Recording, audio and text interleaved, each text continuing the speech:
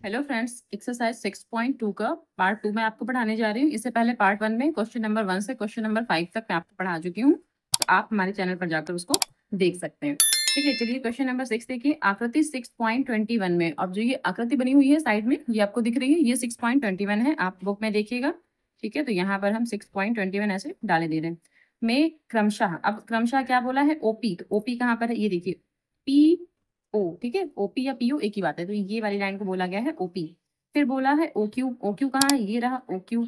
और O R, O R ये, ठीक है, इनके बारे में कुछ बोला है। पर स्थित बिंदु ए बी और सी इस प्रकार हैं। तो इस पर जो स्थित बिंदु है ए बी सी, एक तो ए ये है, बी ये है और सी ये है, तो इस प्रकार है, यानी कि ओपी पर जो है वो बिंदु ए है। ठीक है, फिर ओ क्यू पर बिंदु बी है और फिर ओ आर पर बिंदु सी है। तो क्या बोला है कि इस प्रकार है कि ए बी जो है पैरेलल है पी क्यू के। तो जो ये ए बी दिख रहा है, ए बी यहाँ तक, ये किसके पैरेलल है? पी क्यू के, यानी कि जो ये ए बी है ये पी क्यू के पैरेलल है।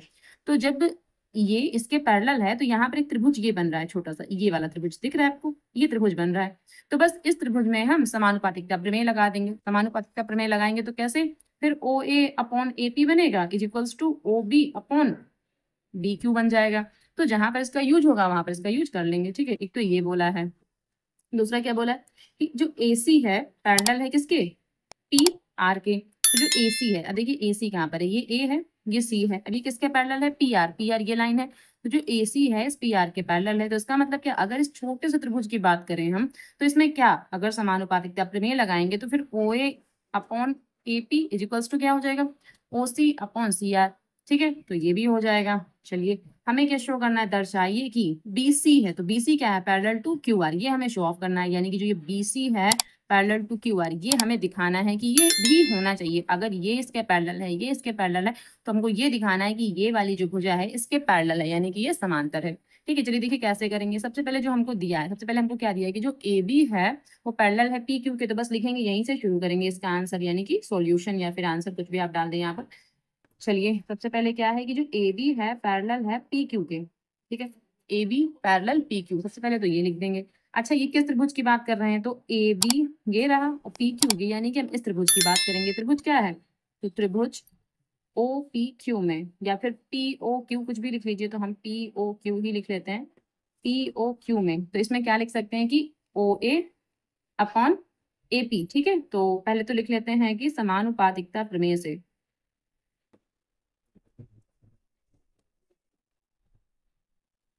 प्रमेय से अब क्या लिखेंगे कि O A upon A P. O A upon A P is equals to क्या? O B upon D Q. O B upon D Q, ये हमारी इक्वेशन नंबर 1 हो जाएगी। अब क्या बोला है? अब देखिए सेकंड बोला है कि जो ए सी है वो पैरेलल है पी आर के। फिर ये भी लिखेंगे क्या कि पुनः, पुनः क्या बोला है कि जो ए सी है वो पैरेलल है पी आर के। तो फिर ये भी लिख लेंगे। तो ये किस त्रिभुज में है? ये देखिए, जो ये ए सी है ये पी आर के पैरेलल है, तो फिर ये वाला ट्राइंगल। ठीक है, ये वाला ट्राइंगल मतलब क्या कि पी ओ आर, तो फिर लिखेंगे पी ओ, ये ट्राइंगल है, ट्राइंगल पी ओ आर में। फिर इसमें भी वही समानुपातिकता प्रमेय से, समानुपातिकता प्रमेय से, तो इसमें क्या करेंगे? अब देखिए सेम वही कि O A upon O P, इसमें भी वही लिखेंगे कि O A upon A P, A P is equals to क्या? O C upon C R. O C upon क्या? C R. तो ये हमारी इक्वेशन नंबर 2 हो गई। अब बस इन दोनों को इक्वल कर देंगे, क्यों? क्योंकि देखिए ओ ए अपॉन ए पी इसमें भी है, ओ ए अपॉन ए पी इसमें भी है। ठीक है, तो इन दोनों को जब इक्वल करेंगे तो लिखेंगे समीकरण फर्स्ट व सेकेंड से। ठीक है, तो समीकरण फर्स्ट तो ये है और सेकंड हमारी ये वाली, दोनों को इक्वल करेंगे तो O A upon A P is equals to क्या? O B upon B Q is equals to क्या? ये जो ओ सी अपॉन सी आर है इसको भी लिख देंगे, यानी कि तीनों इक्वल हो जाएंगे। भाई ये दो इक्वल हैं, ये दो इक्वल हैं, तो इसका मतलब ये तीनों ही इक्वल हो जाएंगे। तो फिर हम ये वाला जो O A upon O P A P है ना, इसको छोड़ देंगे। ये जो O A upon O P है, ओ ए अपॉन ए पी है, इसको छोड़ देंगे, सिर्फ इतना लेंगे, क्योंकि जो हमको प्रूव करना है वो इस वाले ट्राइंगल में प्रूव करना है। और इस वाले ट्राइंगल में ये देखिए O B upon B Q, उसके बाद में ओ सी अपॉन सी आर, इतना मिलना चाहिए हमको। तो फिर लिखेंगे अतः अतः हमें क्या कि O B upon B Q is equals to O C upon C R, ये लिख देंगे हम। ठीक है, अब इस ट्राइंगल में देखिए कि अगर O B upon B Q और O C upon C are अगर ये है, अगर ये इक्वल है, तो इसका मतलब क्या है कि जो बी सी है वो क्यू आर के पैरेलल होना ही चाहिए। ठीक है, तो बस अब हम लिख देंगे कि अतः जब हमने ये प्रूव कर लिया है कि ये इक्वल है, तो इसका मतलब क्या है कि जो बी सी है वो पैरेलल टू क्यू आर है। अब ये हमारा प्रूव हो गया, तो यहाँ पर प्रूफ डाल देंगे। ठीक है, चलिए इसका क्वेश्चन नंबर 7 लेते हैं। क्वेश्चन नंबर 7 है प्रमेय 6.1। 6.1 प्रमेय कौन सी है? जो समानुपातिकता प्रमेय हम लोग सिद्ध करते हैं, बस वही 6.1 प्रमेय है। ठीक है, तो का प्रयोग करते हुए सिद्ध कीजिए कि एक भुजा के मध्य बिंदु से, एक भुजा यानी कि जो हम त्रिभुज बनाएंगे ना, उसमें एक भुजा का जो मध्य बिंदु होगा से होकर दूसरी भुजा के समांतर, तो दूसरी भुजा है उसके समांतर खींची गई रेखा तीसरी भुजा को समद्विभाजित करती है। हमको ये इसमें सिद्ध करना है कि जो, देखिए क्या सिद्ध करना है फिर से समझिए, हम इसको अब चित्र बना के समझा देते हैं आपको। एक ट्रायंगल बना हुआ है, इसका नाम दे देते हैं ए बी सी। ठीक है, फिर क्या बोला है कि सिद्ध कीजिए कि एक भुजा के मध्य बिंदु से, तो मान लीजिए कि एक भुजा के मध्य बिंदु से, तो मानिए हमने इसको मध्य बिंदु मान लिया। ठीक है, तो मध्य बिंदु हमने इसको डी ले लिया, तो ये भुजा के मध्य बिंदु से, ठीक है, होकर दूसरी भुजा के समांतर, अब ये वाली भुजा है तो इसके समांतर खींच दीजिए, बिल्कुल इसके समांतर, ऐसे हमने इसके समांतर रेखा खींच दी ये। ठीक है, ये रेखा समांतर रेखा हो गई भाई, इस भुजा का मध्य बिंदु है और इसका ये समांतर है। ठीक है, समांतर खींची गई रेखा तीसरी भुजा को समद्विभाजित करती है, यानी कि जो ये भुजा है इसको समद्विभाजित करती है। कहने का मतलब ये है कि अगर हम इसको ई पॉइंट मान ले, तो हमको ये सिद्ध करना है कि जो ए ई है वो बराबर होना चाहिए ईसी के। हमको इसमें ये प्रूफ करके दिखाना है कि जो ए ई है वो ईसी के बराबर होना चाहिए, इसमें हमको ये प्रूफ करके दिखाना है। ठीक है, तो हमको इसमें सबसे पहले दिया क्या है, देखिए इसका आंसर कैसे करेंगे। जो हमको दिया है, क्या दिया है कि एक तो ये हमको पता है इसमें कि जो ये एडी है ये इक्वल है बीडी के। इक्वल के लिए हम ऐसे साइन लगा देते हैं छोटे छोटे से कि जो ये एडी है वो इक्वल है बीडी के। सबसे पहले हम देखेंगे कि हमको दिया क्या है। दिया है, अब इसमें क्या दिया है बताइए, एडी इक्वल्स टू बीडी। ये तो क्वेश्चन में ही दे दिया है कि एक भुजा के मध्य बिंदु से बोला था, तो मतलब ये क्वेश्चन में दे रखा है। और दूसरा क्या दिया है कि जो ये डीई है, ठीक है, क्या है कि जो ये डीई है ये पैरेलल है किसके, बीसी के। ये भी हमको क्वेश्चन में दिया हुआ था, क्योंकि बोला था ना कि जो ये भुजा होगी ये इसके समांतर होगी, तो ये भी है कि जो डीई है ये इसके पैरेलल है, ये भी हमको क्वेश्चन में बोला हुआ है। ठीक, अब हमें प्रूफ क्या करना है, हमें सिद्ध करना है, सिद्ध करना है, ये सिद्ध करना है कि जो ये एई है वो ईसी के बराबर होना चाहिए, यानी कि एई बराबर ईसी, ये हमको इसमें सिद्ध करके दिखाना है। तो बस वही, अब देखिए हमारे पास कौन सा ट्राइंगल है, A B C, ABC triangle है, तो बस लिखेंगे कि त्रिभुज ए बी सी में, और वही अब प्रमेय 6.1, इसका मतलब क्या है कि वही समानुपातिकता प्रमेय, तो समानुपातिकता प्रमेय, और इसी को पहले थेल्स थ्योरम भी बोलते थे। ठीक है, जिसको हम लोग समानुपातिकता प्रमेय बोलते हैं ना, इसी को हम लोग पहले थेल्स थ्योरम भी बोलते थे। चलिए अब देखिए समानुपातिकता प्रमेय से इसमें क्या दिखाएंगे कि जो एडी है इज इक्वल्स टू क्या हो जाएगा, डीबी के। तो लिखेंगे क्या कि AD is equals to DB या बीडी, ऐसे भी लिख सकते हैं, इज इक्वल्स टू फिर एई अपॉन में क्या बीसी, बीसी ऐसे दिखाएंगे। ठीक है, लेकिन हमको पहले से क्या पता है, हमको पता है कि जो एडी है, हमको पता है कि जो ये AD है इक्वल्स टू BD है। ठीक है, ये तो हमको पहले से पता है कि जो ये AD है इक्वल्स टू BD है। तो यहाँ पर लिखेंगे क्योंकि, यहाँ पर लिख दीजिए क्योंकि जो AD है बराबर है किसके, BD के। ठीक, तो देखिए फिर AD अपॉन, अब इस BD की जगह पर देखिए BD AD दोनों बराबर है, तो फिर से यहाँ पर हम क्या लिख देंगे, फिर से यहाँ पर हम AD ही लिख देंगे भाई, BD की जगह पर फिर से हम AD लिख देंगे, दोनों बराबर है। तो फिर इसका मतलब AE बटे में BC, और ये आपस में ऐसे कैंसिल हो जाएंगे, कैंसिल करेंगे नहीं, बस ये आपस में समझिए कि कैंसिल हो गए भाई।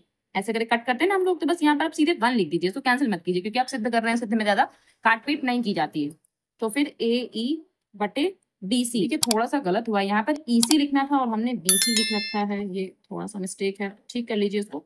यहाँ पर EC होना चाहिए था ये इसके हिसाब से, तो AE तो सही है, यहाँ पर EC होना चाहिए था, थोड़ा सा आप इसको करेक्ट कीजिए, ये ऐसे EC, अब ठीक है। चलिए, तो EC जो है ये यहाँ पर चला जाएगा, तो फिर EC इज इक्वल्स टू क्या, AE। बस देखिए हमको जो ये प्रूफ करना था, ये हमको सिद्ध करना था, और ये हमारा प्रूफ होके आ गया। तो बस ये, अब इसको हम क्या डाल देंगे, प्रूफ हो गया। बस इतने छोटे छोटे से सवाल होते हैं, अगर आप समझ के करेंगे ना तो बहुत आसान ये सवाल है और जल्दी होगी। क्वेश्चन नंबर 8 देखिए, प्रमेय 6.2 का प्रयोग करते हुए सिद्ध कीजिए कि एक त्रिभुज की किन्हीं दो भुजाओं के मध्य बिंदुओं को मिलाने वाली रेखा तीसरी भुजा के समांतर होती है। अब जो प्रमेय 6.1 होती है, पहले आप प्रमेय 6.1 देखिए। देखिए ये प्रमेय 6.1, एक मिनट देखिए, प्रमेय जो 6.1 है उसमें क्या होता है कि पहले हमें पैरेलल दिया होता है, उसके बाद हमें ये चीज प्रूफ करनी होती है। ठीक है, अब प्रमेय 6.2 में क्या होता है, पहले हमें ये चीज दिया होता है, यानी कि अगर कोई त्रिभुज है तो उसमें AD upon BD is equals to AE upon EC, पहले ये दिया होता है। उसके बाद हम ये कह देते हैं कि जो DE है पैरेलल है BC के, यानी जस्ट अपोजिट, इसका जस्ट अपोजिट। और प्रमेय 6.1 में क्या दिया होता है, पहले ये पैरेलल दिया होता है, उसके बाद ही तो हम कहते हैं कि AD अपॉन DC होगा और AE अपॉन EC होगा, इसमें जस्ट अपोजिट होता है। आप देखिए इसको कैसे सॉल्व करेंगे इसको। ठीक है, चलिए लिखा गया, प्रमेय 6.2 का प्रयोग करते हुए सिद्ध कीजिए कि एक त्रिभुज की किन्हीं दो भुजाओं के मध्य बिंदुओं, ठीक है, तो एक त्रिभुज को ही लेना है, जैसे हमने छोटा सा त्रिभुज ले लिया ये, ठीक है। अब ABC इसके नाम भी दे दिए। बोला है कि एक त्रिभुज की किन्हीं दो भुजाओं के मध्य बिंदुओं, तो हमें मध्य बिंदु पहले से पता है, यानी कि ये जो AB भुजा है इसका मध्य बिंदु D, ये हमको पहले से पता है, ठीक है। और AC इसका मध्य बिंदु E, ये हमको पहले से पता है कि दो ये मध्य बिंदु है, ठीक है। तो दो भुजाओं के मध्य बिंदुओं को मिलाने वाली रेखा, अगर इनको ऐसे करके मिला देते हैं, ठीक है, ये ऐसे से हमने इनको मिला दिया, रेखा तीसरी भुजा के समांतर होती है। अब हमको ये सिद्ध करना है कि ये और ये जो भुजाएं हैं ये समांतर हैं आपस में, यानी तीसरी भुजा तो मतलब यही हुई ना भाई, दो भुजाओं पर तो ये बिंदु है, तीसरी भुजा ये खाली बची हुई है, तो इसके हमको इसको समांतर प्रूव करना है कि जो DE है वो समांतर होगा BC के। ठीक, अब देखिए कैसे प्रूव करेंगे इसको। सबसे पहले जो दिया है वो लिख लेते हैं, तो क्या दिया हुआ है, दिया है, अच्छा क्या क्या दे रखा है कि जो ये D बिंदु है, D बिंदु क्या है हमारा, इसका मध्य बिंदु, मतलब AD और DB, ये हमको पता है कि इक्वल है, तो हमको दिया है कि AD इक्वल टू DB, ये हमको पता है। अच्छा इसको और कैसे लिख सकते हैं कि हम इसको ऐसे भी तो लिख सकते हैं कि AD upon DB is equals to 1, इसको ऐसे भी तो हम लिख सकते हैं, ठीक है, ये भी लिख सकते हैं। अच्छा और क्या दिया हुआ है कि जो ये AE है, ये AE है और ये EC है, ये भी इक्वल है, तो ये भी दिया हुआ है। ये चीज यहाँ पर नहीं लिखना था, चलिए लिख ही लेंगे तो कुछ नहीं, AE जो है वो इक्वल टू EC दिया हुआ है, ये भी हमको पता है। अच्छा और क्या, अब बस हमें सिद्ध क्या करना है, तो यहाँ पर लिखेंगे कि सिद्ध करना है। अब हमें अच्छा सिद्ध क्या करना है कि जो ये DE है, DE ये पैरेलल है BC के, हमको ये प्रूव करना है यहाँ पर, ठीक है। तो देखिए कैसे सॉल्व करेंगे, जो ये ट्राइंगल है हमारा ABC, तो त्रिभुज ABC में अब बस वही समानुपातिकता प्रमेय लगाएंगे।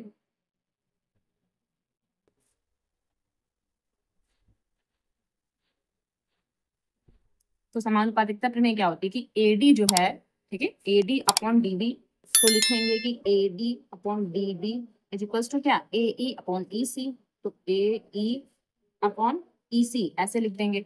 अच्छा AD अपॉन DB, यहाँ देखिए AD upon DB is equals to 1 था, क्योंकि दोनों इक्वल हैं, तो ये तो 1 हो जाएगा, तो हम कह सकते हैं कि AD upon DB is equals to 1, ठीक है। तो फिर इसको भी तो 1 कह सकते हैं हम कि AE upon EC is equals to 1, क्यों भाई, क्योंकि ये भी तो इक्वल है, तो ये भी 1 हो जाएंगे, तो इसका मतलब हम ये कह सकते हैं कि AD upon DB is equals to AE upon EC, दोनों ही 1 है, दोनों ही ये 1 है, जब दोनों ही 1 है तो ये इक्वल है, ठीक है। तो जब ये इक्वल हमने दिखा दिया कि जो AD है अपॉन DB फिर AE अपॉन EC, जब ये 1 के इक्वल है तो इसका मतलब क्या है कि ये इसके पैरेलल रेखा हो जाएगी। तो बस लास्ट में एक लाइन लिख देंगे क्या कि अतः जो ये DE है वो पैरेलल होगी BC, और बस ये हमारा प्रूफ हो गया। इतना ही हमको प्रूफ करना होता है इन सवालों में, ज्यादा कुछ खास प्रूफ करना नहीं होता है, ठीक। क्वेश्चन नंबर 9 है, ABCD एक समलंब है, ठीक है, तो ये एक समलंब है। अच्छा समलंब किस प्रकार का बनाते हैं, देखिए समलंब कुछ ऐसे बनाते हैं, कुछ ये भुजा छोटी और ये वाली जो भुजा होती है थोड़ी सी बड़ी बना लेते हैं, इस तरफ की थोड़ी सी और बड़ी कर लीजिए, या ठीक है, ठीक है, तो इस तरफ की भुजा ये समांतर रेखाएं होती हैं, समलंब में जो दो रेखाएं होती हैं वो समांतर होती हैं, और ये वाली अलग अलग रेखाएं होती हैं, ठीक है। अच्छा इसको कोई नाम दे देते हैं AB और ये C, यहाँ पर D, तो ये एक समलंब बनता है।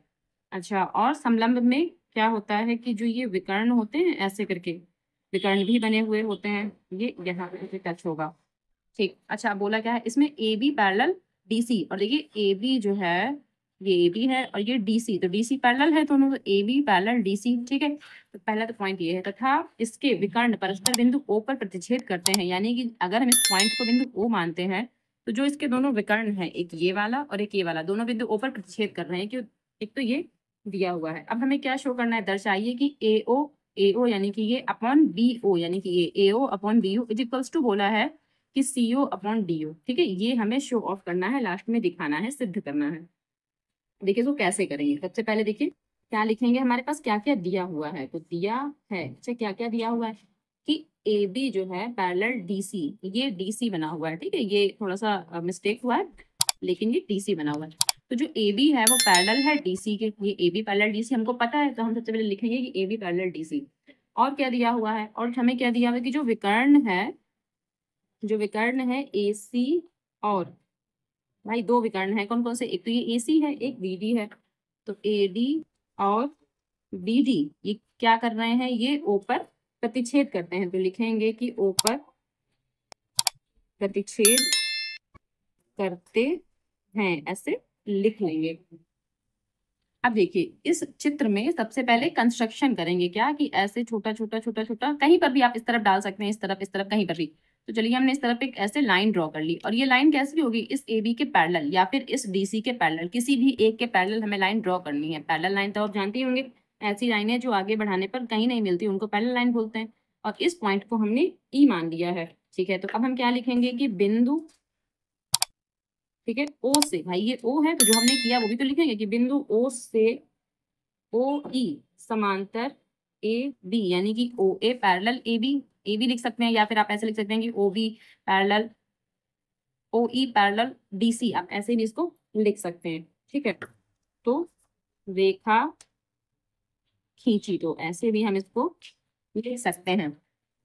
अब लिखेंगे कि त्रिभुज ए डी सी में, ए डी सी में क्यों, देखिए ए डी सी ये वाला ट्राइंगल लेंगे, भाई ये हमने यहाँ पर ऐसे खींच दिया, तो फिर ये वाला ट्राइंगल लेंगे, और इस ट्राइंगल में ये जो बन रहा है ट्राइंगल, तो इसमें ये इतना ट्राइंगल छोटा बन रहा है और ये बड़ा ट्राइंगल बन रहा है, तो फिर इस ट्राइंगल में हम क्या लिख सकते हैं, ए ई अपॉन ई डी ऐसे लिख सकते हैं, इक्वल्स टू क्या, ए ओ अपॉन ओ सी ऐसे लिख सकते हैं। तो बस यही लिखेंगे, और ये कहाँ से, समानुपातिकता प्रमेय से, तो लिखेंगे समानुपातिकता प्रमेय से क्या लिख देंगे कि ए ई, भाई ए डी सी में ले रहे हैं इसमें, तो A E upon E D equals to क्या, ए ओ अपॉन ओ सी, यही तो होगा। अगर हम इस ट्राइंगल की बात करें तो उसमें ये छोटा ट्राइंगल है और ये एक बड़ा ट्राइंगल है, ठीक है। तो क्या लिखेंगे, A E upon E D equals to क्या, ए ओ अपॉन में ओ सी या सी ओ, कुछ भी लिख सकते हैं, सी ओ ही लिख लेते हैं, ये इक्वेशन नंबर 1 हो जाएगी, ठीक है। अब ये ट्राइंगल तो हो गया, अब एक और ट्राइंगल लेते हैं, ये वाला, इस तरफ वाला ट्राइंगल लेंगे, ठीक है, क्योंकि यहीं पर कंस्ट्रक्शन किया है, तो फिर एक तो ये ट्राइंगल ले लिया, दूसरा हम ये वाला ट्राइंगल ऐसे ले लेंगे उसको, ठीक है। तो लिखेंगे पुनः ट्राइंगल ए बी डी में, भाई ये ए बी डी है तो ए बी डी में, इसमें भी सेम वही समानुपातिकता प्रमेय से, तो इसमें क्या, अब देखिए इसमें क्या कर सकते हैं कि जो ए ई है अपॉन ई डी, तो ये ए ई अपॉन ई डी, ठीक है, ए ई अपॉन ई डी, इसमें क्या हो जाएगा कि D O upon O D, यही तो करेंगे भाई, क्योंकि ये एक ट्राइंगल है तो ये छोटा ट्राइंगल है और ये एक बड़ा ट्राइंगल है, क्या मतलब A E upon E D equals to D O upon O O D ऐसे लिख देंगे। तो यहाँ पर भी लिख लेते हैं कि समानुपातिकता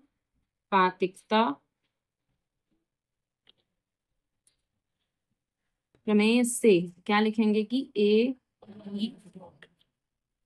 upon E D equals to क्या, डी ओ अपॉन क्या, डी ओ, ये इक्वेशन नंबर 2 आ गई। अब देखिए इक्वेशन फर्स्ट तो इक्वेशन 2 क्या है, लगभग लगभग सेम ही है, इनका जो इधर वाला पार्ट है सेम है, मतलब लेफ्ट हैंड साइड अगर सेम है तो राइट हैंड साइड भी सेम होते हैं। तो क्या लिखेंगे कि समीकरण फर्स्ट व सेकंड से सबको इक्वल कर देंगे, यानी कि हम कह सकते हैं कि A E upon E D is equals to A O upon C O is equals to B O upon D O, हम ये कह सकते हैं। तो जब ये ओ बना हुआ, ठीक है, तो जब ये सारे के सारे इक्वल हैं तो हम इसको साइड में ऐसे क्या कह सकते हैं कि सिर्फ इसको ही लिख सकते हैं, तो अतः यहाँ अतः लिख लीजिए, अतः A O upon C O is equals to B O upon D O, और बस यही हमारा प्रूफ हो गया, तो यहाँ पर प्रूफ डाल देंगे। क्वेश्चन नंबर 10 है, एक चतुर्भुज एबीसीडी के विकर्ण परस्पर बिंदु ओ पर इस प्रकार प्रतिच्छेद करते हैं कि AO upon BO is equals to CO upon DO। ये हमें पहले से दे रखा है। दर्शाइए कि एबीसीडी एक समलंब है। तो बस ये जो एबीसीडी है, पहले तो हमको ये बनाना है। हमें इसलिए समलंब लास्ट में दर्शाना है कि अगर इस प्रकार की कंडीशन है तो क्या वो समलंब होगा या नहीं होगा, ये लास्ट में हमें दर्शाना है। कहने का मतलब है लास्ट में हमको ये दिखाना है कि जो ये लाइनें होती ना वो पैरेलल लाइन होती है, जो ये ऊपर की लाइन होती है और जो नीचे की लाइन होती है वो पैरेलल लाइन है। हमको लास्ट में ये शो करके दिखाना है। ठीक है दोस्तों, कैसे करेंगे देखिए। सबसे पहले जो ये एबीसीडी है इसको बना लेंगे, छोटा सा चतुर्भुज ही बना लेंगे। उसको समलंब भी कहते हैं, चतुर्भुज भी कहते हैं। ठीक है, चलिए ये हमने एक छोटा सा बना लिया यहाँ पर। इसको नाम दे देते हैं ABC और ये D। अब ये पॉइंट हमारा O रहेगा। छोटा सा कंस्ट्रक्शन भी कर लेते हैं, क्या E। देखिए अब लिखेंगे कि दिया है। सबसे पहले हमें क्या क्या दिया है वो लिखेंगे। तो दिया है हमें क्या क्या दिया है, AO upon BO is equals to CO upon DO। ये हमको दे रखा है, यानी AO upon BO is equals to CO upon DO, ये हमको दे रखा है। ठीक है, अब क्या लिखेंगे कि बिंदु जो हमने ये कंस्ट्रक्शन किया था रचना, उसको भी लिखेंगे कि बिंदु O से OE पैरेलल AB रेखा खींची। ये रेखा जो हमने खींची थी ना उसको भी यहाँ पर हम लिख लेंगे, क्या रेखा खींची। अब यहाँ से देखिए कैसे सॉल्व करेंगे। जो ये दिया है ना, सबसे पहले इसको थोड़ा और सॉल्व करके सही करके लिखेंगे, क्या कि AO upon BO is equals to CO upon DO। इसको सही करेंगे। क्या जो ये CO है ये यहाँ आ जाएगा और BO यहाँ चला जाएगा। ठीक है, इतना इसको हमको चेंज करके लिखना है। कैसे लिखेंगे कि AO अपॉन CO, ठीक है, इज इक्वल्स टू, अब क्या ये जो BO है यहाँ चला जाएगा तो B, इसको B बना लेते, BO अपॉन DO और इसको हम इक्वेशन नंबर 1 मान लेंगे। ठीक, अब जो हमने ये कंस्ट्रक्शन कर रखा था तो उसमें किस ट्राइंगल में लेंगे, तो ट्राइंगल ADB ले लेते हैं। तो ADB अगर हम इस वाले ट्राइंगल में लेते हैं तो यहाँ से हमें क्या मिलेगा, देखिए ये जो EA दिख रहा है अपॉन ED ऐसे, तो EA upon ED is equals to क्या हो जाएगा, BO अपॉन BD। ठीक है भाई, जो ये चीज है ये चीज हमको इसमें मिलनी चाहिए, तो फिर इसी ट्राइंगल में लेकर मिलेगा हमको। इसका मतलब क्या है कि A, ठीक है, AE upon ED is equals to BO upon BD। तो फिर लिखेंगे ट्राइंगल किसमें, ABD में। अब इसमें क्या समानुपातिकता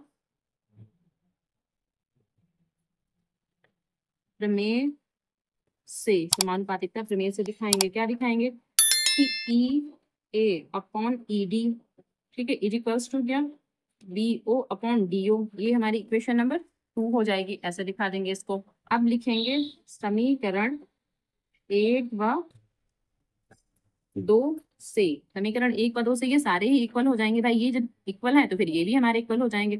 तो हम ये कह सकते हैं कि AO upon CO is equals to BO upon DO is equals to क्या EA अपॉन ED। ये हम लिख सकते हैं कि सारे के सारे हमारे इक्वल हो जाएंगे।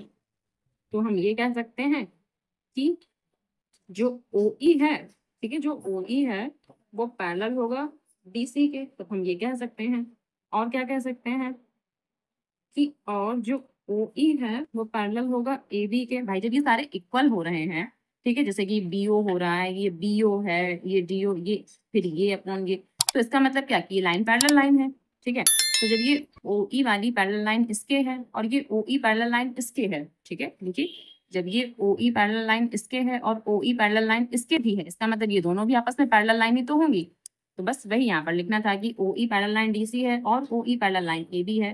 तो इसका मतलब क्या है कि जो ये AB है, ठीक है, AB पैरेलल लाइन DC होगी। भाई जो AB है वो DC के इक्वल होगा, अतः AB पैरेलल DC होगा। ऐसे लिख देंगे। फिर लिखेंगे अतः ABCD एक समलंब चतुर्भुज है और इसको प्रूफ डाल देंगे। ठीक है।